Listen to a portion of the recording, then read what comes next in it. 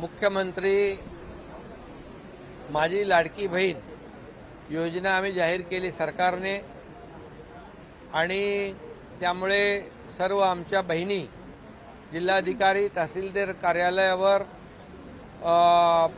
आपल्या या योजनेचा लाभ घेण्यासाठी जी गर्दी झालेली आहे आणि आमच्या भगिनींना वाटतं की 15 दिवसामध्ये आम्ही जर ते निकष आणि पात्रता पूर्ण केली नाही, आम्ही नोंद केली नाही तर आम्हाला लाभ मिळणार नाही, असा जो काही गैरसमज पसरलेला आहे महाराष्ट्रातल्या आमच्या बहिणींच्या मनामध्ये, तो आज आम्ही बैठकी घेऊन दूर केलेला आहे। ही योजना जी आहे त्याचे जे काही प्रक्रिया आहे त्याची मुदत 31 ऑगस्टपर्यंत वाढवण्यात आलेली आहे। 31 ऑगस्टपर्यंत सगळे जी काय प्रक्रिया आहे ती महिला भगिनींनी पूर्ण करायची आहे आणि त्यांना लाभ जो आहे मी ऑगस्टमध्ये जरी हा फॉर्म भरला किंवा पात्रता सिद्ध झाली तरी त्यांना जुलैचा 1 जुलैपासून पैसे मिळणार आहेत। 1 जुलै मग ऑगस्टमध्ये झालं तर जुलै आणि ऑगस्टचे 2 महिन्याचे पैसे मिळतील आणि जी काही गर्दी झाली आहे जे निकष जे आहेत ते देखील आम्ही सुलभ केलेले आहेत, सुटसुटीत केलेले आहेत। त्याच्यामध्ये जन्माचा दाखला असेल, त्यांच्याकडे जे काही डोमिसाईल आपण मागतो अधिवास त्याच्या बरोबर त्याच्याऐवजी समजा जन्माचा दाखला असेल, शाळेचा दाखला असेल 15 वर्षापूर्वीचा, रेशन कार्ड पिवळा आणि केसरी 15 वर्षापूर्वीचा असेल किंवा वोटर लिस्टमध्ये त्यांचं नाव असेल तर त्यांना याच्यामध्ये पात्र धरलं जाईल।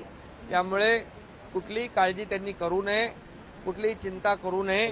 आणि दुसरी गोष्ट, या सर्व नोंद आणि प्रक्रियेला कुठलाही एकही रुपया सरकारच्या माध्यमातून घेतला जाणार नाही। कुणी कुणाला पैसे देता कामा नये आणि जे कोणी पैशाची मागणी करतील त्याची तक्रार कलेक्टरकडे त्यांनी करावी, त्याच्यावर कठोर कारवाई केली जाईल, त्याला जेलमध्ये टाकलं जाईल।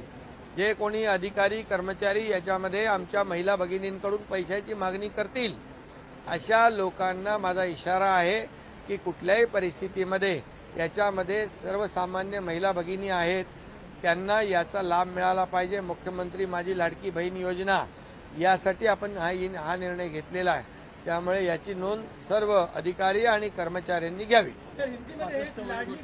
आणि दुसरं याच्यामध्ये आणखी आम्ही असा बदल केलेला आहे की 21 ते 60 वर्ष होतं ते 21 ते 65 वर्ष केलेलं आहे। 21 ते 65 वय गटातल्या महिलांना आमच्या बहिणींना हा लाभ मिळेल। त्याचबरोबर जमिनीची अट जी होती 5 एकरची ती पण आम्ही काढून टाकलेली आहे, अगदी सुटसुटीत केलेलं आहे। आणि त्यामध्ये आपल्या सर्व अधिकारी, जिल्हाधिकारी आणि तहसीलदार प्रांत यांना माझ्या सूचना आहेत की या सर्व योजनेचा लाभ जो आहे या महिला भगिनींपर्यंत पोहोचला पाहिजे, ही सरकारची भूमिका आहे।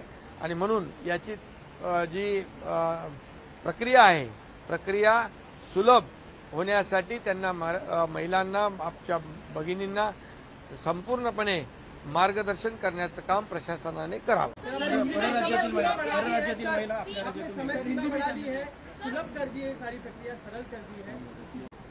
मुख्यमंत्री मेरी लाडली बहन ये योजना सरकार ने शुरू की है, लेकिन सब जगह देखने को मिल रहा है कि बहुत भीड़ हो रही है।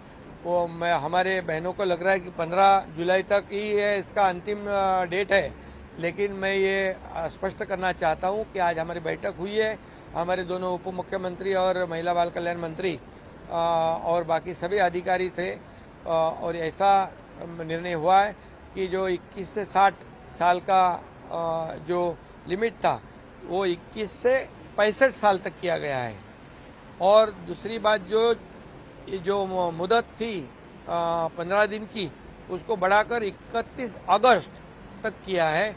अगस्त में भी जो भी हमारी बहन फॉर्म भरेगी उसको जुलाई के भी पैसे मिलेंगे, क्योंकि ये स्कीम जो योजना है 1 जुलाई से शुरू होती है तो उसके दोनों महीने के पैसे मिलेंगे।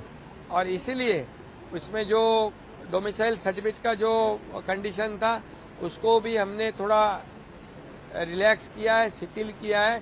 स्कूल सर्टिफिकेट जो है, लिविंग सर्टिफिकेट, जन्म का दाखला और वोटर लिस्ट में 15 साल पहले का नाम और येलो और केसरी रेशन कार्ड, जिसके बाद चुना होगा 15 साल का, उसको उसमें पात्र वो हमारी बहन होगी। और इसलिए बहुत ही सुलभ इसमें हमने सुलभता लाने का निर्णय लिया है।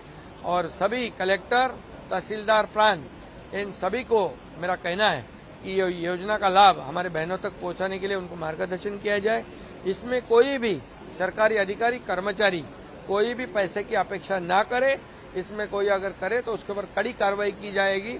और मेरे बहनों को भी मेरा कहना है की कोई भी पैसे का मांग करे तो सीधा उसकी तक्रार कलेक्टर के पास करे। अंबादास दानवे यांनी वरच्या सभागृहामध्ये झूठा नैरेटिव सेट करते हैं कि ये योजना पहुंच नहीं पाएगी, सिर्फ चुनाव के लिए झूठा नैरेटिव। ये देखो, फेक नैरेटिव उन्होंने लोकसभा में किया, झूठा नैरेटिव सेट करके वोट बटोर लिए।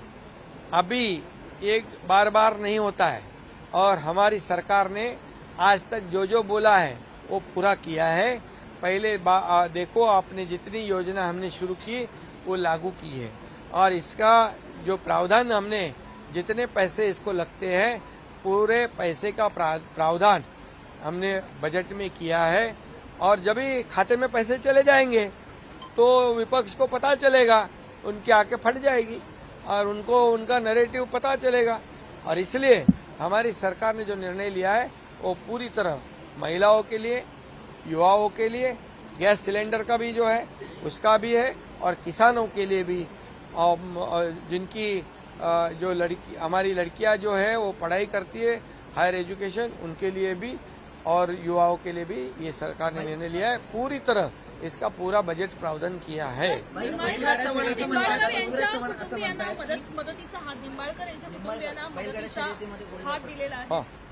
निंबाळकर ते बैलगाडीची शर्यतीमध्ये त्यांनी फार कोर्टाची लढाई केली, सुप्रीम कोर्टपर्यंत गेले आणि त्यांचा दुर्दैवी मृत्यू झाला आहे, त्यांचा खून झालेला आहे।